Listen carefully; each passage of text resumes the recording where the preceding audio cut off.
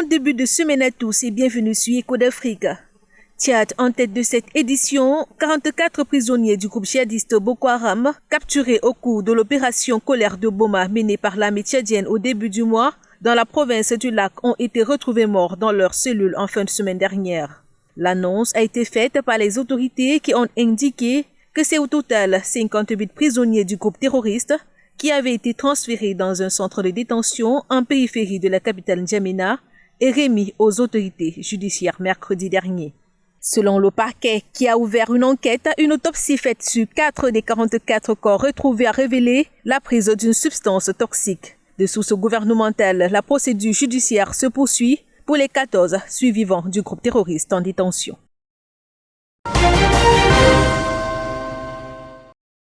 Les Maliens ont voté ce dimanche 19 avril pour élire leurs députés lors d'un second tour marqué par des violences djihadistes, la pandémie de coronavirus et l'enlèvement du leader de l'opposition Soumaïla Cissé. Principal enjeu de cette élection, renouveler un parlement élu en 2013 et dont le mandat devait s'achever en 2018 afin de faire progresser l'application de l'accord de paix d'Alger pour consolider la démocratie dans le pays. Selon les premières tendances d'une plateforme d'observateurs nationaux, les Maliens ont voté davantage lors de ce second tour à l'intérieur du pays que dans la capitale pour élire les 125 des 147 députés que compte l'Assemblée nationale, les autres ayant remporté leur siège dès le premier tour. Les opérations de dépouillement ont commencé après la fermeture des bureaux de vote à 18 h. Les premiers résultats provisoires sont attendus en ce début de semaine. Intéressons-nous à cette pandémie de coronavirus qui étrangle la planète tout entière. Sur le continent africain, la quasi-totalité des pays est touchée à l'exception du Lesotho et des Comores, jusqu'ici épargnés. Rendu au 19 avril 2020, l'Afrique affichait au compteur 5 116 guérisons pour 21 080 cas confirmés et malheureusement 1078 décès dans 52 pays. Face à la forte augmentation des cas d'infection la semaine dernière sur le continent, près de 1000 décès et un peu plus de 19 000 contaminations, l'Organisation mondiale de la santé a averti que l'Afrique pourrait devenir le prochain épicentre de l'épidémie de coronavirus. Les responsables de l'ONU ont aussi affirmé qu'il est probable que la pandémie tue au moins 300 000 personnes sur le continent africain, avec des répercussions inestimables sur les ressources humaines. D'après l'ONU, la pandémie de Covid-19 plongera près de 30 millions d'Africains dans la pauvreté. Et puis, sur le continent, les pays font le tout pour le tout afin de freiner la multiplication des malades. En RDC, le port de masque est désormais obligatoire sur l'étendue de la capitale, Kinshasa. La mesure édictée par le gouverneur de la plus grande ville d'Afrique francophone prend effet à partir de ce lundi 20 avril. Les autorités ont annoncé le déploiement de la police dans la capitale pour veiller au respect de la mesure. La RDC a officiellement déclaré 327 cas de Covid-19 et 25 décès. Kinshasa concentre une large majorité des contaminations.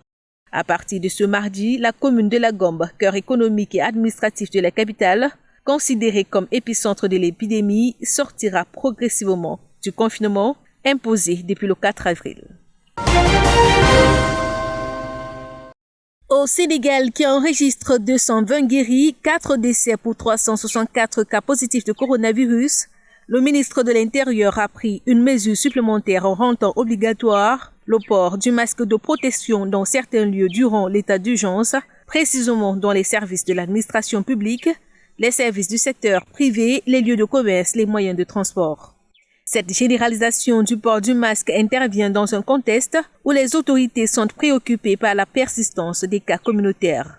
Dimanche 19 avril, 32 cas positifs issus de la transmission communautaire ont été détectés, dont 27 issus de la région de Dakar, qui reste de très loin l'épicentre de la maladie au Sénégal, avec une possibilité d'une contagion à grande échelle. En Guinée, le président de la Commission électorale nationale indépendante, Amadou Salif Kébé, s'est éteint emporté par le coronavirus. De sources officielles, Amadou Salif Kébé avait été admis le 14 avril au CHU de Donka après un auto-confinement d'une dizaine de jours, ceci suite à une dégradation de son état de santé aggravé par le diabète.